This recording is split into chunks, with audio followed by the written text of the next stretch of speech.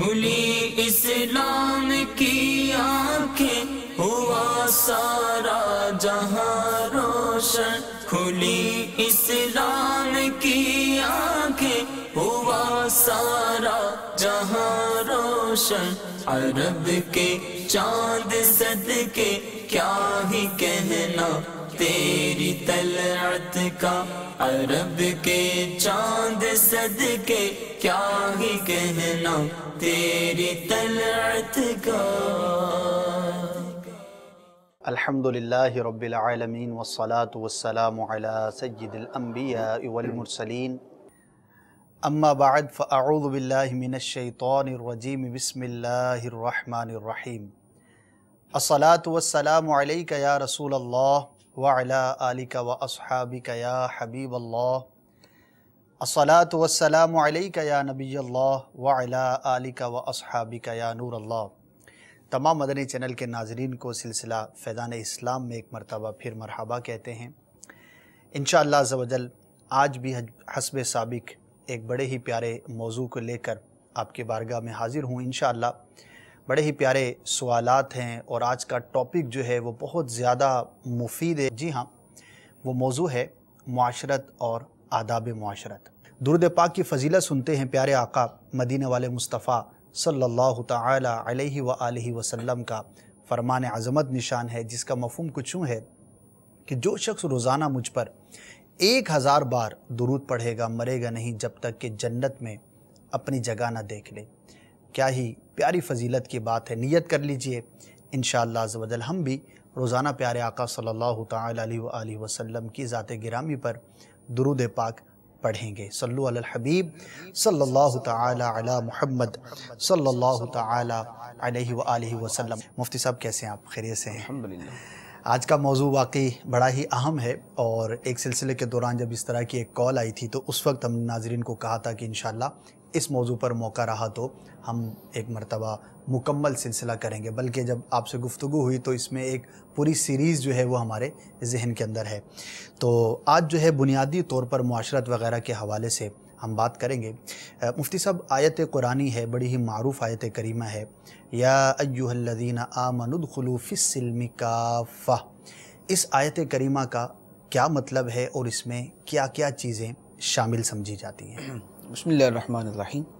قرآن پاک کی آیت مبارکہ بڑی جامع حکم کے اوپر مشتمل ہے۔ یا ایھا الذین آمنوا ادخلوا فی السلم کافہ، اے ایمان والو اسلام میں پورے پورے داخل ہو جاؤ۔ اسلام بذات خود کن چیزوں پر مشتمل ہے، ان تمام چیزوں کے اندر دینی احکام کی پیروی کرنا، یہ ہے اسلام میں پورا پورا داخل ہونا۔ اب اس کی جو وسعت ہے اس کے لیے ہم یوں کہتے ہیں کہ اجمالی طور پر عام طور پہ ہم یہ جملہ سنتے ہیں کہ اسلام ایک مکمل دین ہے، اسلام میں زندگی کے جملہ شعبوں کے بارے میں تعلیمات موجود ہیں۔ یہ ایک ہیڈنگ ہوتی ہے، جی ایک ہیڈنگ ہے یہ۔ اب اس ہیڈنگ کے نیچے جو سب ہیڈنگز ہیں اور جو اس کی ڈیٹیل ہے وہ ساری کی ساری موجود ہے۔ یہ جملہ جو ہے یہ محض ایک جملہ نہیں ہے، یہ ایک حقیقت پر مشتمل واقعی خلاصہ کلام ہے کہ اسلام ایک دین کامل ہے۔ چونکہ اسلام دین کامل ہے، اس لیے اللہ تعالی نے ارشاد فرمایا کہ اسلام میں پورے پورے داخل ہو جاؤ، کہ تمہاری زندگی کے جملہ شعبوں کے بارے میں جب اسلام کے اندر تعلیمات موجود ہیں تو لہذا ان تمام تعلیمات کے اعتبار سے اسلام میں داخل ہو جاؤ۔ اب دین کے شعبے جو بنتے ہیں مختلف لوگوں نے مختلف بنائے ہیں، یعنی بعض نے 5 کہا، بعض نے 7 کہا، بعض نے اس کے علاوہ تعداد بیان کی ہے، لیکن جہاں تک میں نے ان کو دیکھا ہے تو وہ 6 شعبے دین کے بنتے ہیں۔ سب سے پہلی بات ہے عقائد، دوسرے نمبر پہ ہیں عبادات، صحیح، تیسرے نمبر پہ ہیں معاملات، چوتھے نمبر پر ہیں اخلاق، 5ویں نمبر پر ہیں معاشرت، اور 6ٹھے نمبر پر ہیں آداب۔ صحیح، عقائد، عبادات، معاملات، اخلاق، معاشرت اور آداب، یہ 6 شعبے ہیں جن کے اوپر پورے کا پورا اسلام مشتمل ہے۔ یعنی ہم اسلام کے کسی بھی حکم کو لیں گے تو آپ کو ان 6 جو ہے وہ الفاظ کے اندر ہی نظر آئے گا۔ صحیح۔ عقائد کیا ہیں؟ عقائد بالکل واضح ہیں، اللہ تعالیٰ ایک ہے، اللہ کے علاوہ کوئی معبود نہیں، نبی پاک علیہ الصلوۃ والسلام اللہ کے آخری رسول ہیں، قیامت آنی ہے، تقدیر پر ہمارا ایمان ہے، فرشتوں کو ہم مانتے ہیں، رسولوں کو مانتے ہیں، اللہ نے جو کتابیں نازل کی ہم ان کو مانتے ہیں۔ یہ ساری کی ساری چیزیں عقائد میں داخل ہیں۔ اس کے علاوہ بھی اور بہت سارے عقائد ہیں جو گویا جیسے ہم ایمان مجمل یا ایمان مفصل کے اندر کہتے ہیں آمنت باللہ و ملائکتہ و کتبہ و رسلہ والیوم الآخر والقدر خیرہ و شرہ من اللہ تعالی والبعث بعد الموت. یہ ساری چیزیں یہ عقائد کے اندر آتی ہیں. عقائد کے بعد ہیں عبادات. عبادات کا مطلب یہاں پر یہ ہے کہ وہ چیزیں کہ جن کے اندر اللہ تعالیٰ سے تعلق اور اللہ تعالیٰ کی بندگی کا معنی بہت زیادہ واضح ہے. جیسے نماز ہے، جیسے روزہ ہے، جیسے زکوٰۃ ہے، جیسے حج ہے، جیسے قرآن کی تلاوت ہے، جیسے اللہ کا ذکر ہے، جیسے نبی پاک صلی اللہ علیہ وآلہ وسلم پر درود پڑھنا ہے.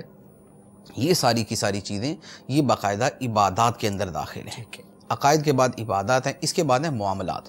معاملات کا مطلب یہ ہے کہ جو لوگ باہمی آپس میں لین دین کرتے ہیں، یعنی ایسی چیز کہ جس کے اندر دو لوگوں کا آپس میں تعلق ہوتا ہے. جیسے ہم خرید و فروخت کرتے ہیں. خرید و فروخت کرنے کے اندر ایک بیچنے والا ہے تو ایک خریدنے والا ہے. یہ دو افراد ہیں جن کا آپس میں انٹریکشن ہوتا ہے. نکاح ہے، نکاح کے اندر ایک طرف شوہر ہے، دوسری طرف بیوی ہے. ان دونوں کا آپس کے اندر انٹریکشن ہوتا ہے. یہ چیز جو ہے یہ معاملات کے اندر آتی ہے. ٹھیک. اچھا، چوتھی چیز ہے اخلاق. اخلاق سے مراد جو ہے یہاں پر اخلاق سے مراد ہے اخلاق باطنہ. اخلاق باطنہ کے اندر جیسے اخلاص ہے، صبر ہے، شکر ہے، توکل ہے، اللہ سے محبت ہے، اللہ کی رضا پہ راضی رہنا ہے. یہ جتنی چیزیں ہیں یہ ساری کی ساری اچھے اخلاق کے اندر آتی. اس کے مد مقابل برے اخلاق بھی ہیں. صحیح. ریاکاری بھی ہے، تکبر بھی ہے، حسد بھی ہے، بغض بھی ہے، کینہ بھی ہے. یہ ساری چیزیں برے اخلاق کے اندر آتی. یہ ہیں اخلاق. اخلاق کے بعد جو ہے اگلی بات ہے معاشرت. معاشرت کا مطلب یہ ہے کہ جب لوگ آپس میں مل جل کر رہتے ہیں تو ان کا جو آپس میں تعلق ہوتا ہے وہ تعلق کس قسم کا ہونا چاہیے. جہاں پر مالی لین دین کا معاملہ ہے وہ معاملات کے اندر آ جائے گی. سیکنڈ کیٹیگری وہ سیکنڈ کیٹیگری کے اندر آئے گی. اور جہاں پر محض آپس میں اکٹھے رہ کر زندگی کیسے گزارنی ہے اس کا تعلق معاشرت کے اندر آ جائے گا. یعنی جیسے میاں بیوی کا جو نکاح ہے یہ نکاح جو ہے یہ معاشرت کے اندر آئے گا. اچھا. کہ اس معاشرت کے اندر لوگوں کا اب یہ آپس میں گزارا کیسے کریں. صحیح. یہ کون کس کا کس بات میں خیال کرے. شوہر بیوی کے لیے کیا کرے، بیوی شوہر کے لیے کیا کرے. اولاد اپنے ماں باپ کے ساتھ کیسا رویہ اختیار کرے اور وہ ان کی کیسے خدمت کرے. ماں باپ جو ہیں وہ اولاد کی کیسے تربیت کرے اور ان کے ساتھ کیسا معاملہ کرے. یا دو پڑوسی ہیں، ٹھیک ہے، پڑوسی آپس کے اندر کیسے رہیں، وہ اپنی معاشرت یعنی اپنی زندگی وہ کیسے گزارے. یا ہم کسی دفتر میں کام کرتے ہیں، ہمارے ساتھ بہت سارے اور بھی لوگ کام کر رہے ہوتے ہیں جو ہمارے کولیگز ہوتے ہیں. تو اب جب ایک جگہ پر بیٹھ کے کام کرنا ہے تو اب یہ دونوں بالکل منہ بند کر کے تو بیٹھ نہیں سکیں گے سارا دن. نہ یہ ہوگا کہ یہ کسی کو ٹچ ہی نہیں کرے گا. تو اب یہ آپس میں ایک دوسرے کے ساتھ کیسا رویہ رکھیں، کیسا تعلق کریں. اسی طرح سیٹھ اور جو اس کا ملازم ہے ان دونوں کا ایک تعلق تو معاملات کے اندر آ جاتا ہے کہ جو پیسے کا اس میں لین دین. ایک یہ ہے کہ اس سے ہٹ کر بھی تو کچھ اخلاقیات ہوتی ہیں، اس سے ہٹ کر بھی تو کچھ تعلقات ہوتے ہیں. وہ جو ہے وہ معاشرت کیسی ہے.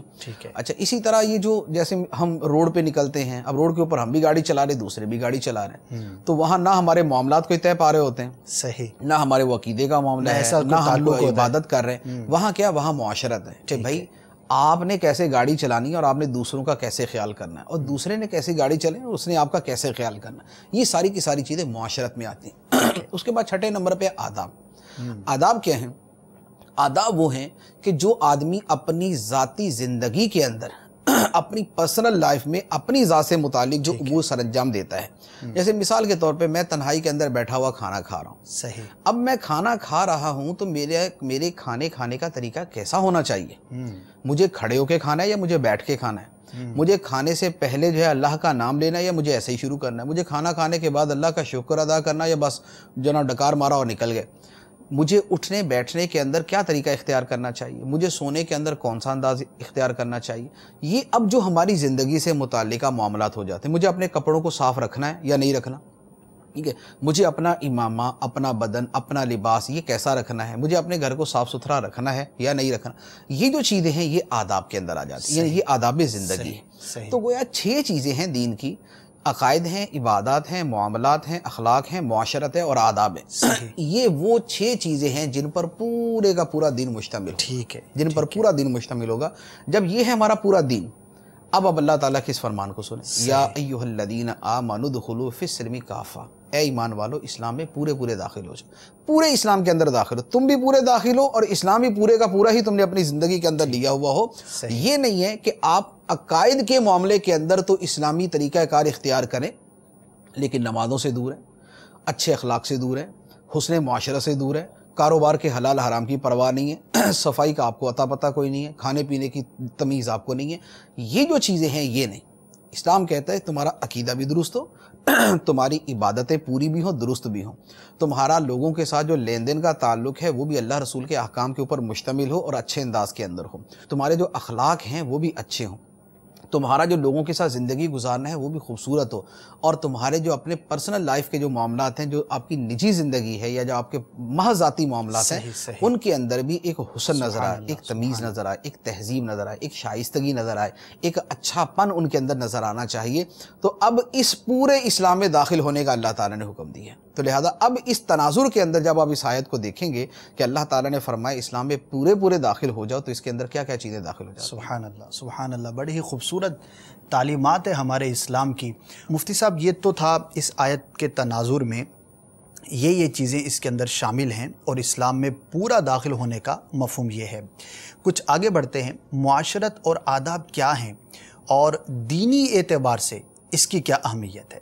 معاشرت اور آداب سے کیا مراد ہے وہ تو عرض کر دیا جی۔ کہ معاشرت وہ ہے کہ جب دو آدمی یا مختلف افراد مل جل کر زندگی گزارتے ہیں تو وہ زندگی کیسے گزاری جائے، اچھے انداز میں گزاریں گے تو اسے حسن معاشرت کہتے ہیں، حسن معاشرت کہتے ہیں، اور اگر برے طریقے سے گزاری جائے تو اسے بری معاشرت کہہ دیا جاتا ہے۔ تو اچھے انداز کے اندر آپس میں مل جل کر زندگی گزارنا، معاشرت تو اسی کا نام ہے۔ ٹھیک ہے۔ اور آداب وہ ہیں کہ جن کا تعلق عموماً آدمی کی ذاتی زندگی کے ساتھ ہوتا ہے، یعنی یہ لفظ، اس لفظ کا اصل میں آداب کا لفظ بڑا وسیع ہے۔ ٹھیک ہے۔ یعنی آداب سے مراد جو ہے اگر صوفیہ کرام کی زبان میں لیں تو جو اللہ تعالیٰ کے ساتھ بندے کا تعلق ہونا چاہیے وہ اس کو لے لیتے ہیں، وہ بھی ادب کے اندر۔ اچھا اگر وہ زبان کے اعتبار سے لے تو جیسے اردو ادب، انگریزی ادب، اور یہ بھی آداب کے اندر ہی آ جاتا ہے۔ اور اگر ہم جس سینیریو کے اندر ہم گفتگو کر رہے ہیں، کانٹیکس کے اندر، اگر اس کے اعتبار سے دیکھیں تو ہماری اس سے مراد یہ ہے کہ آدمی کے جو کھانے پینے کے، اٹھنے بیٹھنے کے، چلنے پھرنے کے، سونے جاگنے کے، یہ جو چیزیں صفائی ستھرائی کے حوالے سے، اس کا واش روم جانا، اس کا جو ہے وہ غسل کرنا، یہ جو چیزیں ہیں ان سے متعلقہ جو شریعت کے احکام ہیں یہ سارے کے سارے آداب کے اندر داخل ہیں۔ اچھا اب یہ ہے کہ ہمارے دین کے اندر کیا اہمیت ہے۔ ہمارے دین میں اس کی اتنی اہمیت ہے کہ آپ یقین کیجئے کہ اگر اس کے اوپر 10 گھنٹے بھی کلام کیا جائے تو بلا رکاوٹ کے اس کے اوپر کلام کیا جا سکتا ہے، اس لیے کہ قرآن و حدیث کے اس قدر احکام اس کے بارے میں ہیں، اس قدر احکام اس کے بارے میں ہے کہ ہم شاید اس کا عام انسان جو ہے اس کا تصور نہ کر سکے، کیونکہ ہماری زندگی میں جو سب سے زیادہ فراموش شعبہ ہے ہمارے دین کا وہ یہ ہمارے آداب اور ہماری معاشرت ہے۔ صحیح۔ عقیدے کے اندر ہر کوئی نعرے مار کے سامنے آ جاتا ہے اور وہ ہے بھی، بہرحال اس کی اہمیت بھی سب سے زیادہ ہے۔ اچھا عبادات کے اندر بھی آپ کو مل جائیں گے کہ بڑی تعداد ہے، نماز پڑھتی ہے، روزہ رکھتی ہے، حج کرتی ہے، زکوٰۃ دیتی ہے، وہ بھی ایک بڑی تعداد ہے۔ معاملات کے اندر بہرحال ذرا پوزیشن ذرا کمزوری ہے کہ حلال و حرام کی پرواہ کرنا، یہ چیزیں کم ہیں۔ اچھا اخلاق کے اندر بھی کمزور پوزیشن ہی ہوتی ہے، صبر شکر توکل قناعت، ادھر ریاکاری حسد بغض تکبر کینے سے بچنا، یہ بھی کم ہے۔ اور اس کے بعد جو ہے معاشرت اور آداب، یہ وہ ہیں جو سب سے زیادہ جن کی حالت خراب ہے نا، یعنی نہ کھانا سنت کے مطابق ہے، نہ پینا سنت کے مطابق ہے، نہ اٹھنا بیٹھنا سنت کے مطابق ہے، نہ چلنا پھرنا سنت کے مطابق ہے، نہ بالوں کو سنوارنا سنت کے مطابق ہے، نہ سر کا ڈھانپنا سنت کے مطابق ہے، نہ ہمارا کسی سے گفتگو کرنا سنت کے مطابق ہے۔ یہ اتنا بڑا ہمارا ایک فیکٹر ہے کہ شاید اس کو تو یہ سمجھا ہی نہیں جاتا کہ یہ بھی کوئی دین ہے، یہ بھی کوئی دین ہے۔ اسی طرح معاشرت ہے، دوسروں کا خیال کرنا، یعنی یہ وہ ہے کہ جس کو ہم نے پورا کاٹ کے جو ہے نا وہ دوسرے غیروں کے حوالے کیا ہوا کہ مینرز تمہارے اندر ہونے چاہیے، اچھی معاشرت تمہارے اندر ہونی چاہیے، اچھا گفتگو کا انداز تمہارے اندر ہونا چاہیے، ہم اس سے بری ذمہ ہیں، ہم اس سے جو ہے نا وہ اللہ کی پناہ مانگتے ہیں، ہم یہ نہیں اختیار کریں گے۔ ہماری قوم کا یہ حال ہے کہ معاشرت کے اندر جو ہے نا بالکل یعنی یوں کہہ لیں کہ ستیہ ناس ہے۔ لگتا ہے آپ کو بڑے تلخ تجربات ہیں اور آپ کی گفتگو سے ایسا لگتا ہے کہ واقعی ایک بہت بڑا وسیع ٹاپک ہے اور لوگوں کی توجہ نہیں، اور شاید جو ہے جیسے ہم گفتگو کر رہے ہیں تو ہمارے ناظرین میں سے ایک تعداد ہو وہ یہ بھی سوچ رہے ہوں کہ یار یہ لوگ بھی کیا اس طرح کی باتیں کرتے ہیں، اور واقعی جو آپ نے فرمایا کہ دین کے اندر یہ چیزیں شامل ہیں، اس کو دین سے الگ نہیں شمار کیا جا سکتا۔ یہ دین میں شامل ہونے کا میں آپ کو واقعہ سناتا ہوں، 5-6 دن پہلے کی بات ہے، پاکستان کے اخبار کے اندر، بڑا اخبار ہے، اس میں نے ایک واقعہ پڑھا، بہت خوبصورت واقعہ، وہ بلاگز تھا، وہ یعنی جو عام روٹین کا لکھنے والا وہ نہیں جو عام کاری لکھ دیتا ہے، ٹھیک ہے۔ اس نے کیا لکھا، اس نے کہا کہ آج ایک واقعے نے میری زندگی بدل دی، اچھا، یا ایک رسالے نے میری زندگی بدل دی، غالباً یہ اس کا عنوان تھا۔ اس نے کیا لکھا، اس نے کہا کہ آج تک مسجدوں میں، علماء سے، جلسوں میں، ہر جگہ یہ جملہ سنتے تھے کہ اسلام ایک دین کامل ہے، بے شک، لیکن اس کی آگے ڈیٹیل کیا ہے یہ کبھی ہمیں پتہ نہیں چلتی۔ صحیح، اس جملے پر ابتدا انتہا یہی، اس ابتدا انتہا اس کے اوپر، اور موسٹلی جو ہم بیانات سنتے تھے مسجدوں میں لوگوں سے، اس میں زیادہ تر وہی ہوتا تھا عقیدہ، عبادت، یہ دو چیزیں ہی سب سے زیادہ، بہت زیادہ معاشرت میں زور مارا جائے تو ماں باپ کے جو ہے وہ خدمت، حقوق، یہ بیان کر دیا جاتا ہے۔ باقی میاں بیوی کے آپس میں کیا اچھے سلوک کیسا ہونا چاہیے تو شاید ہی کوئی بیان کرتا۔ تو اس نے کہا کہ مجھے کسی نے ایک رسالہ دیا، اچھا، اور اس نے کہا کہ یہ رسالہ پڑھیں آپ۔ تو میں نے لے لیا لیکن پڑھا نہیں۔ چند دن بعد اس نے دوبارہ کہا یار میں نے آپ کو رسالہ دیا تھا، آپ نے پڑھا؟ اچھا، تو میں نے کہا یار میں نے تو نہیں پڑھا وہ۔ تو اس نے کہا یار پڑھو نا آپ، میں نے آپ کو دیا تھا۔ تو کہنا میں نے جب رسالہ پڑھا، اس کو پڑھ کے میرا اس بات کے اوپر پھر علی وجہ البصیرت، یعنی پورے دل کے ساتھ میرا اس کے اوپر یقین ہو گیا کہ واقعی اسلام پورا دین ہے۔ اچھا، ماشاءاللہ۔ وہ رسالہ کون سا تھا؟ اس نے کہا وہ رسالہ وہ تھا کہ میں نے زندگی کے اندر کبھی کسی مذہبی آدمی کو اس موضوع پر نہ لکھتے سنا نہ بولتے سنا۔ اچھا، وہ کیا تھا؟ وہ تھا بجلی بچائیے۔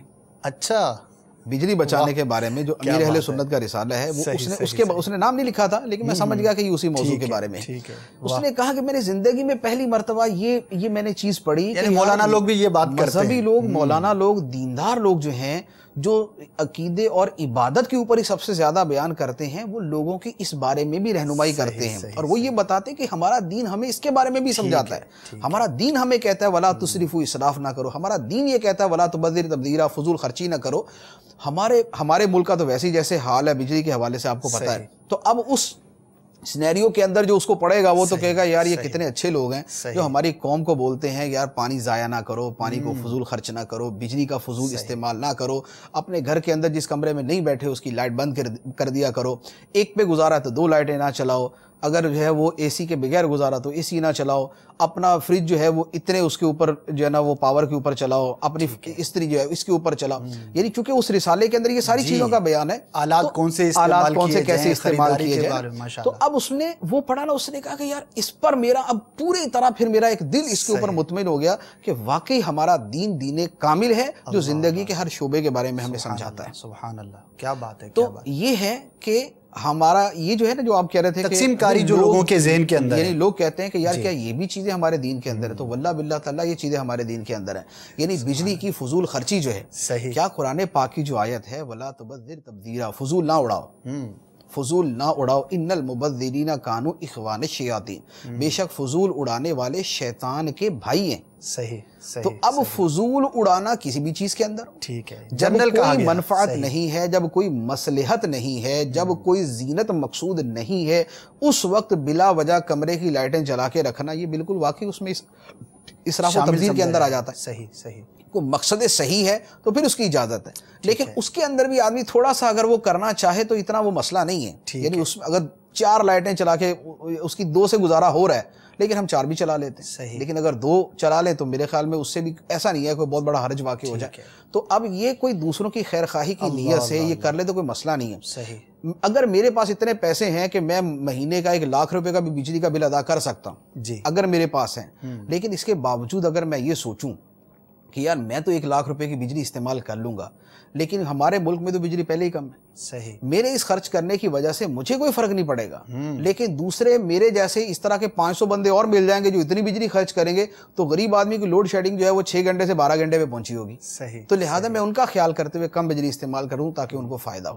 اسی طرح گیس کا مسئلہ ہمارے ملک کے اندر جیسا ہے آپ کے سامنے ہے، اب میں اگر پوری رات اس کا چولہا جلا کے رکھوں تو میرا بل اگر 1200 آتا ہے 2400 آ جائے گا۔ لیکن اگر میں اس لیے اس کو بند کرتا ہوں کہ نہیں یار میں اگرچہ افورڈ کر سکتا ہوں اس کو، لیکن میرے کم خرچ کرنے کی وجہ سے کتنے مسلمان بھائی ہیں میرے، کتنے میرے ہم وطن ہیں کہ جن کو یہ فائدہ پہنچے گا کہ ان کے گھر کا چولہا جل سکتا ہے، تو میرے اس حسن نیت کے اوپر مجھے ثواب بھی ملے گا اور میں اس گناہ سے بھی بچ جاؤں گا۔ یہ بھی ہمارے دین کا حکم ہے، یہ بھی ولا تبذر تبذیرا کے اندر داخل ہے، یہ بھی ولا تسرفوا کے اندر داخل ہے۔ تو دین کی بیسیکلی تعبیرات جو ہے نا وہ ہمارے ہاں اتنی زیادہ ان ڈیٹیل بیان کی نہیں گئی اور کی نہیں جاتی آتی کہ جس کے اندر جس سے ہر بندہ سمجھ سکے کہ یار ہمارا دین ہمیں کیا کیا اور شاید اسی وجہ سے لوگوں کا یہ ذہن بن گیا اسی کہ وجہ جب سے بھی لوگوں اس طرح کی چیزیں پڑھنی ہیں تو جی فلاں طبقے سے حاصل کریں، اور جب کوئی اس طرح کی چیز دیکھنی ہے تو وہ پھر جو مذہبی طبقے سے وابستہ ان کی طرف جائیں۔ لیکن دیکھیں ماشاءاللہ مفتی صاحب آج ہم نے ٹاپک لیا ہے تو یہ بھی تو ایک ذہنی تربیت ہو رہی ہے لوگوں کی کہ نہیں یہ چیزیں بھی دین کا حصہ ہیں، جیسے کہ آپ نے بیان کیا، اور اس کے اندر جو ہے نا بہت ساری چیزیں اور بھی شامل ہوتی ہیں۔ اسی کے حوالے سے اگر ابھی وہ کلپ چلا دیں وہ امیر اہل سنت والا جو ہے ٹریفک والا، یعنی اس سے یہ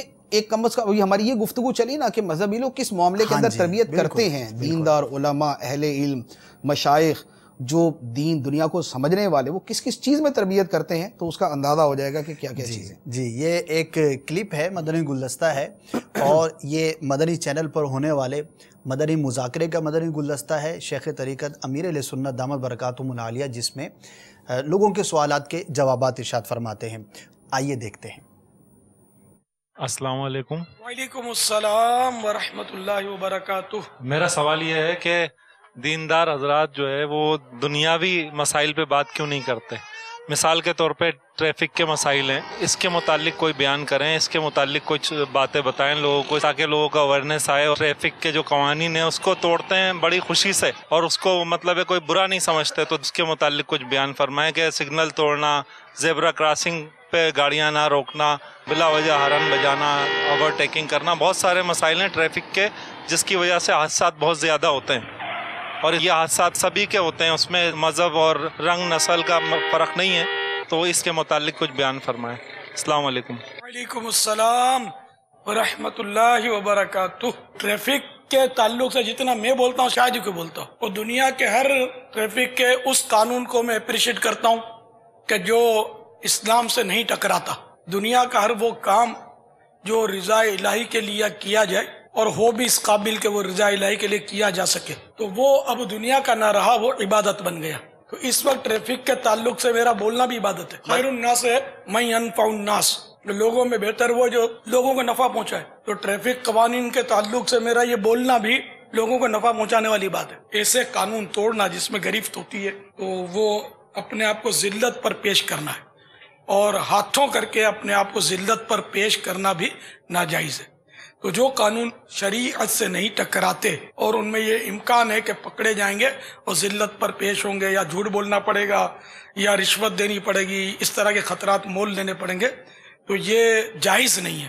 ایسے قانون پر عمل نہ کرنا یہ ناجائز ہے، گناہگار ہوگا۔ تو سب اسلامی بھائیوں کو، مدنی چینل کے ناظرین کو، ہمارے حاضرین کو ٹریفک کے قوانین کا پاس رکھنا چاہیے۔ مجھے تو ٹریفک کا کوئی قانون، جہاں تک میری معلومات ہے، کوئی ناجائز قانون میں نے دیکھا نہیں ہے۔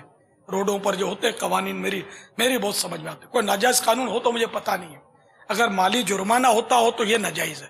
جو قانون شریعت سے نہیں ٹکراتا اس پر ہم سب کو عمل کرنا چاہیے، اپنے ملک کی تعمیر کرنی چاہیے، تخریب نہیں، اس کو توڑ پھوڑ نہیں، بلکہ اس کو تعمیر کر کے دنیا کے نقشے پر اس کو اچھا ثابت کرنا چاہیے، اچھی طرح ابھارنا چاہیے۔ قانون سب کو عمل کرنا چاہیے، چاہے عالم ہو، چاہے جاہل ہو، چاہے پیر ہو، چاہے مرید ہو۔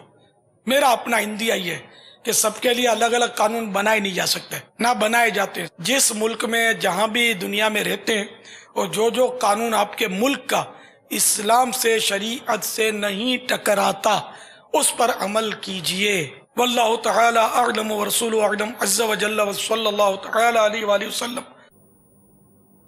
جی مدنی چینل کے ناظرین، ماشاءاللہ امیر اہل سنت وقتاً فوقتاً اس طرح کے موضوعات پر گفتگو فرماتے رہتے ہیں۔ کہ رسالے کا بھی آپ نے ذکر سنا، تو یہ بہت سارے ناظرین کے ذہنوں میں اٹھنے والے سوال کا جواب بھی ہو گیا، اور ایک عملی طور پر ہم نے آپ کو دکھایا بھی، اور تربیت کے مدنی پھول بھی حاصل کیے۔ مفتی صاحب ایک کال لے لیتے ہیں، پھر انشاءاللہ دین کے حوالے سے جو آپ اہمیت بیان فرما رہے تھے انشاءاللہ اس کو کنٹینیو کرتے ہیں۔ جی سنائیے۔ السلام علیکم ورحمۃ اللہ۔ وعلیکم السلام ورحمۃ اللہ وبرکاتہ۔ حضور آج کا موضوع بڑا ماشاءاللہ بہت اچھا لگا، معاشرہ اور معاشرتی حوالے سے۔ تو عرض یہ ہے کہ معاشرے میں کافی جس طرح رسم و رواج پر زور دیا جاتا ہے، اور رسم و رواج کو بڑی اہمیت دی جاتی ہے، جبکہ وہ سنت کے خلاف بھی ہوتی ہیں، بعض چیزیں ایسی ہوتی ہیں جو غیر شرعی بھی ہوتی ہیں، تو ان پر لوگ بڑی اہمیت دیتے ہیں، اور اس کو جو ہے فالو کرنے کے لیے اگر آقا علیہ الصلوۃ والسلام کے فرامین کا بھی اگر مخالفت کرنی پڑے تو کرتے ہیں لوگ۔ تو اس حوالے سے ہمارے اسلامی بھائیوں کو خصوصی آپ تاکید فرمائیں، جیسے شادی بیاہ کے حوالے سے نکاح میں، اور اس میں جو ہے آج کل نہ وقت کی قدر ہے، وہ جو ٹائم دیا جاتا ہے اس ٹائم پہ نہیں پہنچتے ہیں، اور ساتھ میں جو ہے رات کو 2 بجے، اگر شام 8 بجے کی بارات ہے تو صبح جو ہے وہ رات کو 2 بجے، 2:30 بجے، 3 بجے پہنچ کر سامنے والے کو تکلیف ایزا پہنچانا. اسی طریقے سے یہ سلسلے بہت معاشرے میں خرابیاں پیدا ہو رہی ہیں. تو ماشاءاللہ بہت اچھا لگا کہ آپ اس موضوع پہ کلام فرما رہے ہیں. اللہ تعالیٰ آپ کو جزائے خیر دے. ہمارے لیے بھی دعا کیجیے گا. دعائے مدینہ کی درخواست سے عرض ہے کہ آپ دعائے مدینہ فرمائیے گا. جی مفتی صاحب، اللہ تعالیٰ ہم سب کو مدینہ دکھائے، ہمارے ان اسلامی کو بھی دکھائے. چھیڑا ہے موضوع، تو جس کا جو تجربہ ہے تو وہ اس کو اب غالباً بیان کرے گا. وقت کے حوالے سے انہوں نے گفتگو کی، اور کیا فرمائیں گے؟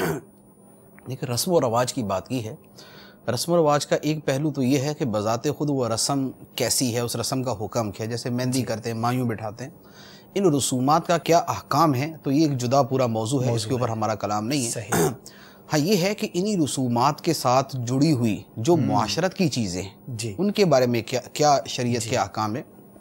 اس میں یہ ہے کہ دیکھیں، شریعت کے چند احکام بڑے واضح ہیں اور وہ ہر جگہ پر اپلائی ہوں گے، خواہ وہ رسومات ہوں یا وہ کوئی دینی محافل ہوں یا وہ اس کے علاوہ کچھ اور ہوں. ٹھیک ہے. اب شادیوں کے حوالے سے تو ہمارے ہاں یوں ہے کہ شادی پر کوئی قانون لاگو نہیں ہوتا. اچھا. یعنی جو لوگوں کا کانسیپٹ ہے وہ یہ ہے، ورنہ یہ ہے قانون تو بنے ہوئے لیکن ان قوانین کے اوپر عمل نہیں ہے. اور عمل نہ ہونا اس اعتبار سے کہ یار وہ اپنا، یعنی جس کو کہتے ہیں نا کہ وہ کیا نام ہے، خوشی اور غمی کے اندر جو ہے نا وہ جو مرضی چاہے کر لے. جو لوگوں کا ذہن ہے اس حوالے سے، شادی کے معاملے کے اندر بھی تقریباً اسی طریقے سے ہوتا ہے. بارات جائے گی، پورے محلے کو تنگ کر کے جائے گی، اور آئے گی پورے محلے کو تنگ کرتی ہوئی آئے گی. یعنی جو بینڈ باجا بجانا، جو شور شرابہ کرنا اور جو کچھ اس کے اندر ہوتا ہے وہ سب کو پتہ ہے. اور پھر اس کے اوپر یہ فائرنگ وغیرہ ہونا، جیسے ابھی پرسوں ہی کا واقعہ ہے کہ وہ فائرنگ کی، جو ہے وہ ایک مزدور ہی مر گیا. لاہور کا واقعہ ہے یہ، ابھی پرسوں کا واقعہ ہے کہ شادی میں فائرنگ کی اور ایک مزدور مر گیا. وہ مزدور بیچارہ کماتا تھا، اس کے گھر والے اس کے ساتھ متعلق ہیں، ان کے روزگار کا ذریعہ یہی ہے دنیا کے اندر. وہ اپنے ماں باپ کا اکلوتا بیٹا تھا یا وہ کیا تھا، اس کے بیوی بچے اب کیسے گزارا کریں گے، سب کچھ ختم ہو گیا صرف اس ایک شادی کی خوشی کے اندر کہ جناب اس نے فائرنگ کی اور جو ہے وہ مزدور مار دیا. صحیح. اچھا، اس کے علاوہ جو راتوں کو شور کرنا ہے، راتوں کا شور کرنا، یعنی رات کے جیسے خاص طور پہ یہاں کراچی یا لاہور، یہ جو بڑے شہر ہیں ان کے اندر چونکہ رات کی شادی کا رواج ہے. چھوٹے شہروں کے اندر دن کی شادی ہوتی، اس لیے رات والی تکلیف کا معاملہ نہیں ہوتا. لیکن بڑے شہروں کے اندر رات کی شادی ہیں، یا کم از کم جو یہ مہندی کی رسم ہے وہ تو رات ہی کو ہوتی ہے. اب اس میں ڈھولک بجانا یا اور اس طرح کی جو چیزیں ان کا، یعنی کیا ان کا شمار کیا جائے. میں آپ کو اپنا واقعہ عرض کرتا ہوں. میرا بی اے کا پیپر تھا، انگلش کا پیپر، پہلا پیپر تھا بی اے کا اور پہلا انگلش کا پیپر تھا. تو اب لازمی بات ہے انگلش کا پیپر دینا، تو اور خاص طور پہ بی اے، اور وہ بھی پنجاب کا بی اے، تو آدمی کو پتا کیا ہوتا ہے. بڑی تیاری کی. اب فائنل ٹچ آدمی کب دیتا ہے؟ پیپروں سے ایک دن پہلے. ٹھیک ہے. مغرب یا عشاء کی نماز ہوئی تو میں اس کے بعد پڑھنے کے لیے بیٹھ گیا کہ میں اب تیاری کرتا ہوں. اب میں نے تیاری شروع کی اور ہمارے بالکل متصل ایک گھر کے اندر شادی تھی، ان کی مہندی شروع ہو گئی. اچھا. ان کا ڈھولک بجنا شروع ہوا، میری تیاری شروع ہوئی.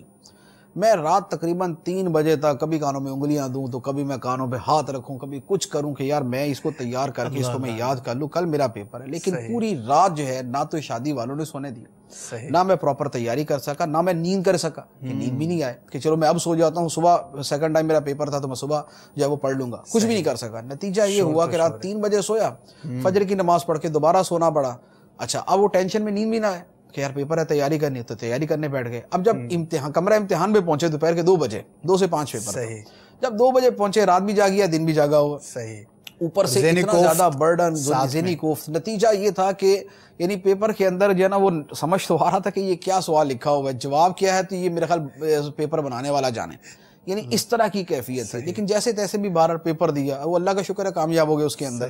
لیکن میری زندگی کے اندر کبھی کسی پیپر میں میں نے اتنے کم نمبر نہیں لیے جتنے میں نے اس پیپر کے اندر. اور وجہ وہ لوگ بنے، وجہ اس کی وہ لی کہ بالکل لاسٹ جو تیاری تھی، یا آدمی کا فریش ہونا ہوتا ہے، آرام پورا ہو اور نیند پوری ہو، اس کے بعد جا کے پیپر دے، وہ سارے کا سارا مسئلہ خراب ہو گیا. اور ایسا کتنوں کے ساتھ ہوتا ہوگا اور کیا کیا ہوتا ہوگا، یعنی تصور بھی نہیں کر سکتے. وہاں پورے شہر میں بھی میں تو نہیں دے رہا تھا نا، میرے ساتھ اور بھی پورے محلے میں دوسرے بھی کوئی ہوگا، اس کے ساتھ بھی یہی مسئلہ ہوگا، اور کتنی گھروں میں کتنی جگہوں پر یہی مسئلہ ہوتا بھی ہے۔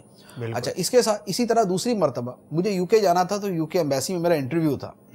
انٹرویو کے لیے مجھے صبح 7 بجے مجھے وہاں ایمبیسی پہنچنا تھا۔ تو میں جس گھر میں آرام کر رہا تھا، اسلام بھائی تھے اپنے، تو انہوں نے کہا کہ آپ آرام کریں، انشاءاللہ صبح آپ کو فجر میں جگا دیں گے، اس کے بعد آپ چلے جائیے گا۔ ٹھیک ہے۔ اچھا، ابھی ایک تو یو کے کا انٹرویو، دوسرا انگلش کے اندر وہ انٹرویو دینا تھا، تیسرا ایک ویسے ہوا ایمبیسی کا جو ہوتا ہے، اور غالباً آپ کا فرسٹ وزٹ بھی تھا۔ میرا فرسٹ وزٹ تھا وہ۔ اب رات کو جیسے میں بستر پہ لیٹا، 7 والے گھر میں جناب شادی کی ڈولک شروع ہو گئی۔ اچھا، آپ کو بھی یہ یاد آ گیا؟ اب وہ بھی یہ تو نہیں یاد، مجھے تو اس وقت وہی یاد آ رہا تھا کہ صبح میں نے کیا کرنا ہے، کیونکہ ان کی پتہ نہیں کب ختم ہو، اور میں نے صبح اٹھ کے جانا ہے، اور میں فریش جاؤں گا، منہ میرا فریش ہوگا، میرا دماغ حاضر ہوگا، تو میں جا کے کچھ جواب دے سکوں گا۔ ورنہ میں نے اگر اس کے اوپر جو ہے وہ لاکھ روپیہ خرچ کرا کے انٹرویو کی ساری تیاری کی اور وہ فارم وغیرہ جمع کروایا، تو میرے سب رائے گا چلے جائیں گے۔ صحیح۔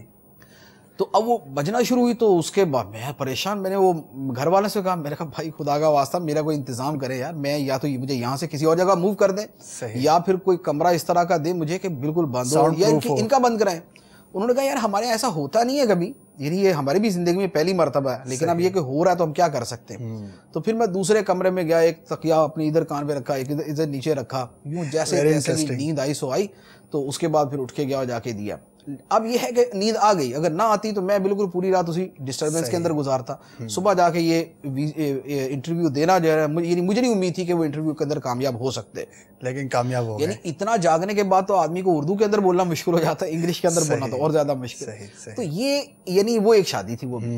اب اس طرح شادیوں کے ساتھ اور کتنے معاملات متعلق ہیں، ہماری گلیوں کے اندر شادی ہوتی ہے، آپ بھی ہمارے ساتھی اوپر رہتے ہیں، آپ کو پتہ ہی ہے رات کے 2 بجے بارات آ رہی ہے، پورے جوش و خروش سے آ رہی ہے کہ جیسے یہ دوسرا ملک فتح کر کے آ رہے ہیں یہ، اور اب بارات تو کبھی کبھی آتی ہے جو روز 2-4 گزرتے ہیں، یعنی وہ موٹر سائیکل ہے تو ان کے وہ نکالے ہوئے سائلنسر نکالے ہوئے، گاڑی اس کا سائلنسر نکالا ہوا، یا وہ آتے ہیں تو ایسے عقل مند ہیں کہ جس گھر میں جانا ہے اس کی جگہ پورے محلے کو جگا رہے ہوتے ہیں، وہ اس کا بجا کے ہارن بجا کے پورا محلہ جگا رہے۔ یہ ہمارا جدا ٹاپک ہے گاڑیوں کے حوالے سے اور رات کے حوالے سے۔ ابھی تو ہم جنرلی اویئرنیس کریٹ کرنے کی کوشش کر رہے ہیں، یعنی انہوں نے اصل میں شادی کے حوالے سے سوال کیا۔ تو اچھا، اسی طرح راستے بند کر دینا، اب راستے بند کر دینا شادی پر بھی ہوتا ہے، کوئی پروگرام ہے محفل کا اس پر بھی ہوتا ہے یہ۔ اچھا، اسی طرح کو فوت ہو جائے اس کے اوپر بھی ہوتا ہے۔ اس کے علاوہ جس کا دل کرے بند کر دے، کیونکہ ہمارے یہاں تو کوئی پوچھ ہی نہیں سکتا نا کہ بھائی آپ نے کیوں راستہ بند کر دیا، وہ آگے سے کون اپنا گریبان اس کے ہاتھ میں دینے کو تیار ہو، اور کون اپنے جناب بٹن جناب توڑوانے کو اس کے سامنے کھڑا ہو جائے، سوال ہی پیدا نہیں ہوتا۔ ابھی 5-6 دن پہلے کی بات ہے، پتہ نہیں غمی تھی یا شادی تھی، مجھے تو نہیں پتا اس کا۔ بہرحال یہ کہ ہماری جو مین گلی نا وہ بند کر دی جی۔ مین گلی سے پہلے جتنی گلیاں ہیں سب نے بیریئر لگا دیے۔ صحیح۔ اچھا، اب سب نے بیریئر لگا دیے، آگے ادھر سے راستہ بند ہے۔ اب ہم قلعے کے اندر معصور ہیں، ہمیں دشمنوں نے گھیرا ہوا ہے، اب ہم باہر نہیں نکل سکتے، قلعے کے اس دروازے سے آئیے۔ ٹھیک، اب ہم پتہ نہیں کدھر سے جائیں گے، بالکل پوری طرف گھوم کے وہ دوسرے علاقے سے نکلیں گے تو ہم نکل سکتے، ورنہ ہم نکل نہیں سکتے۔ یعنی یہ اب انہوں نے کیا کیا، انہوں نے محفل کی تھی، ان کا غم تھا، ان کی اگر ان کی غمی تھی تو ہم نے ان کو غم نہیں دیا تھا، اگر ان کی خوشی تھی تو اس کے اندر ہمارا کوئی عمل دخل نہیں تھا، اور ہم اس پہ نہیں غمگین تھے کہ آپ ہمیں تنگ کریں۔ اور اگر وہ کچھ بھی نہیں تھا تو ہمیں کیوں خام خواہ آپ تکلیف دے رہے تھے۔ لیکن یہ کہ جنہوں نے کرنا ہے سو کرنا ہے، آپ ان کو نہیں منع کر سکتے۔ اس کے بعد اگر شادی ہے تو وہ شادی کے ٹینٹ تو ہٹ جائیں گے، ہڈیاں وہیں پڑی ہوں گی۔ صبح کوئی جانے والا کسی کے پاؤں میں چبھے گی، کسی کی موٹر سائیکل کا ٹائر پنچر ہوگا، کسی کی گاڑی کا ٹائر پنچر ہوگا، ہوتا رہے۔ ہماری گاڑی کا تھوڑی ہوا ہے، اور ہمارا کام تھا صرف یہاں پروگرام کرنا، اس کے بعد صفائی کرنا ہمارا کام نہیں ہے، یہ جمع دار کا کام ہے۔ یعنی گند ڈالنا ہمارا کام ہے، صاف کرنا ہمارا کام نہیں ہے۔ ہمارا قانون یہ چلتا ہے، ہمارے ہاں رول یہ ہے لوگوں کا، کوئی کسی کو منع کر ہی نہیں سکتا۔ میں آپ کو گارنٹی سے کہتا ہوں، آپ رات کے 3 بجے جب ساری دنیا سو رہی ہو نا، آپ اس وقت پوری آواز کے اندر ناچ چلا دیں، یا بھلے گانے چلا دیں، یا آپ ہارن بجائیں، یا آپ شور مچائیں، یا آپ کرکٹ کھیلنا شروع کر دیں۔ رات کے 3 بجے گلی کے اندر آپ کرکٹ کھیلیں، کیا مجال ہے کہ آپ کو کوئی روک سکے؟ لوگ ڈر کے مارے باہر ہی نہیں نکلیں گے، اندر آپ کو بددعائیں سارے دیں گے۔ یعنی اندر جس کے بچے تنگ ہے، جس کا بوڑھا باپ تنگ ہے، جس کی بوڑھی ماں تنگ ہے، جو خود بڑی بیمار ہے، پریشان ہے، بخار میں تپ رہا ہے، مریض ہے، کوئی اور اس کا مسئلہ ہے، جتنا ڈاکٹر نے اس کو بیڈ ریسٹ دیا ہوا، یہ اس کو بیڈ ریسٹ کی جگہ قبر ریسٹ دینے کے لیے تیار بیٹھے ہوئے، تو جو مرضی کر لیں، لیکن آپ کسی کو کچھ نہیں کہہ سکتے۔ اب باہر نکل کے بول لینا کہ بھائی صاحب رات کے 3 بجے ہیں، اب ہارن بجا رہے ہیں، کوئی اللہ نے آپ کو عقل دیا نہیں دی؟ آپ بھلے جتنی مرضی تمیز تہذیب سے بات کر لے، وہ کہو تمہیں کیا تکلیف ہے بھائی، ہارن میرا، گاڑی میری، بجا میں رہا ہوں، تمہیں کیا ہو رہا ہے؟ یعنی ہمارے ہاں یہ لوگوں کی حالت ہے کہ سینس اور کامن سینس اور سیوک سینس یعنی معاشرتی جو شہری ذہنیت ہوتی ہے اس کا نام و نشان لوگوں کے اندر نہیں ہوتا. کوئی بہت پڑھے لکھے لوگ ہوتے ہیں تو ان کی جو کالونی ہوگی وہاں پر سکون ہوگا, اطمینان ہوگا, امن ہوگا, اور جو پھنس گیا غریبوں کے محلے کے اندر یا جو ہے وہ میڈیم قسم کے لوگوں کے اندر, وہ پھر ساری زندگی جو ہے نا وہ دعائیں کرتا رہے گا. ایک حدیث مبارک ہے, نبی پاک صلی اللہ علیہ وآلہ وسلم نے فرمایا, اس کا خلاصہ ہے, میں اس کو اپنے انداز کے اندر بیان کر رہا ہوں تاکہ اس کے ایک مفہوم کے لیے, کہ آپ ایسا کام نہ کرو کہ لوگ تم پہ لعنت کریں. اچھا, ایسا کام نہ کرو کہ لوگ تم پہ لعنت کریں.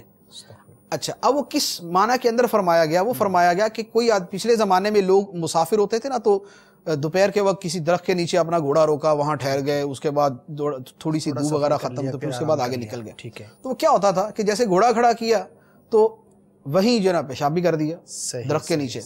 تو فرمایا کہ ایسے آدمی پہ اللہ کی لعنت ہے اور اس پہ لوگوں کی لعنت ہے. کیوں؟ اس لیے کہ بھائی یہ تو کر کے چلا گیا, جو اس کے بعد پچھلا مسافر آئے گا, وہ جو دوسرا مسافر آئے گا وہ آ کے یہ کہہ رہا ہے یا خدا کی لعنت ہو اس کے اوپر, یہ کیا کر کے گیا یہاں پر. کیا بات ہے, یعنی باریک بات. یہ اب آپ اس ایک مثال کو لے لیں کہ جہاں لوگ بیٹھتے ہیں, جہاں سے لوگوں کا گزر ہے, جہاں لوگ جو ہے وہ آتے جاتے ہیں, وہاں پر کوئی اگر رکاوٹ کھڑی کر دی جائے, کوئی تکلیف کا سبب پیدا کر دیا جائے, اس کا نتیجہ یہ ہوگا کہ آدمی اسی کی وجہ سے اللہ تعالیٰ کی لعنت کا جب وہ مورد ہوگا. استغفر اللہ. اسی طرح ایک اور حدیث مبارک ہے, فرمایا کہ اس پر اللہ کی لعنت ہے جو زمین کے نشانات بدل دے. اچھا, زمین کے نشانات بدلنے سے کیا مراد ہے؟ دو مرادیں اس کی علماء نے بیان فرمائی ہیں. ایک تو اس کا مطلب یہ بیان کیا کہ زمین کے نشان بدلنے سے مراد یہ ہے کہ اس کی باؤنڈری چینج کی اور دوسرے کی زمین پہ قبضہ کر لیا. اچھا, جیسے گاؤں دیہاتوں میں ہوتا ہے نا کہ جاگیروں کو قبضہ کرنے کے لیے راتوں رات باڑ ہی آگے پہنچی ہوتی ہے, تو وہ باڑ خود چل جاتی ہے یا اس کو پہنچا دیتے ہیں. ایک تو یہ مراد بیان کی. دوسرا اس کا مطلب یہ بیان کیا کہ ایک راستے کا نشان لگا ہوا, کہ مثال کے طور پہ یہ راستہ حیدرآباد جا رہا ہے. صحیح. اب اگر کوئی شخص وہاں سے ایرو ادھر کو کر دے, اس کو تھوڑا سا گھما دے اور روڈ کو ادھر کو کر دے, تو یہ جو نیا آدمی کیا کرے گا؟ بالکل, یہ بیچارہ پہنچا ہوا کسی اور ہی شہر کے اندر. صحیح. تو فرمایا کہ جو زمین کے نشان بدلے اور جو یوں راستہ بدلے اس پہ خدا کی لعنت ہے. استغفر. یہ ہے دوسروں, کیوں؟ اس لیے کہ یہ دوسروں کو تنگ کرنے کا سبب بنا, اس نے دوسروں کو ایذا پہنچائی, اس نے دوسروں کو صدمہ دیا, اس نے لوگوں کو مس گائیڈ کیا, یہ اس کا نتیجہ. تو اب اس طرح کی کتنی احادیث مبارکہ ہیں جن کے اندر اسی طرح کا مضمون ہے, اللہ اللہ, کہ جو لوگوں کی تکلیف کا باعث بنتا ہے اس پہ خدا کی لعنت ہوتی ہے. اب جیسے یہ جو میں نے حدیث مبارک عرض کی ہے کہ درخت کے نیچے جو اس طرح پیشاب کرے اس کے اوپر لعنت ہے اور لوگوں کی لعنت کا مستحق ہوتا ہے, اس سے اب ہمارے معاشرے میں یہ بھی ہے, خیر ایسا نہیں ہے کہ یہ پرانے زمانے کی بات ہے, ہمارے لوگ پیشاب نہیں کرتے, ہمارے ہاں بھی یعنی وہ صورتحال ہے کہ آدمی کیا تفصیل سے اس کو بیان کرے. اس سے ہٹ کر اب کیا ہے, اصل ہے کہ لوگوں کی ایذا کا باعث بننا. ہم جہاں گاڑی کھڑی کرتے ہیں, ہم جہاں اپنی بائک کھڑی کرتے ہیں, ہم جہاں اپنا سامان رکھتے ہیں, ہم دوسرے کے گھر کے سامنے جو کوڑا پھینکتے ہیں, ہم جو دوسرے کے گھر کے سامنے پانی جو ہے وہ بکھیر دیتے ہیں. اب کسی کے گھر کے سامنے جناب گندا پانی جو ہے نا وہ چھوڑ دیا اور وہ بیچارہ اپنے گھر سے نکلنے سے پریشان ہے, یا اس کے گھر کے سامنے گاڑی کھڑی کر دیا, اس نے اپنی گاڑی, بائک, سائیکل, موٹر سائیکل کچھ نکالنا ہے, وہ نکالنے سے پریشان ہے, تو وہ کیا دعائیں دیتا ہوا جائے گا؟ وہ پھر وہ لعنت کرتا ہوا ہی جائے گا. تو وہ کام نہ کیا جائے کہ جس کی وجہ سے دوسرے تمہارے اوپر لعنت کریں. تو یہ وہ معاشرت کی چیزیں ہیں کہ جن کی طرف توجہ کی بہت زیادہ حاجت ہے. ان میں انشاءاللہ ایک ایک چیز کو ہم لے کر اس پر چلیں گے. اللہ تعالیٰ مجھے بھی ہم سب کو ان باتوں پر عمل کرنے کی توفیق عطا فرمائے. آمین بجاہ النبی الامین صلی اللہ تعالی علیہ وسلم.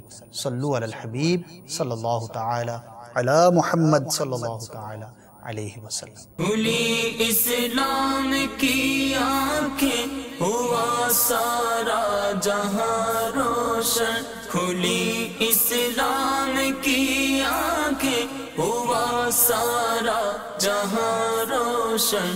عرب کے چاند صدقے کیا ہی کہنا تیری طلعت کا, عرب کے چاند صدقے کیا ہی کہنا تیری طلعت کا.